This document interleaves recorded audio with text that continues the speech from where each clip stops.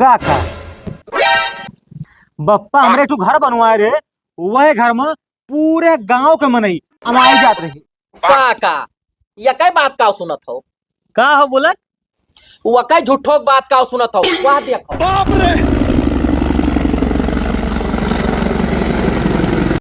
यका सारे का बार बार समझाई था कि भैया गाड़ी घरे खड़ा है वैसे चला जा, लेकिन बार बार हेलीकॉप्टर वे जात है। मार छोटका भैया हुए ने धनिया लावे जाता है। भैया दोनों जने कहे भाई अपन बात। हाँ, अब हम कहते वो का सुनो। कहो कहो काका। कहो भैया, हमार बप्पा जवन है ना, एक ठू लग्गी बनवाए थे अपने जमाना में था। अच्छा तो जाना थोड़ा सा का करत रहे? का कर रहे हो भाई? जब पनिया नाय बरसत रहा, झूरा पर जात रहा, तो वही लग्गिया से बदरा ऐसे खोद देत रहे, पानी बरसे लागत रहा।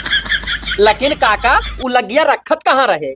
रही गयो चूतिया के चूतिए भैया। अरे इनके बप्पा के घरा में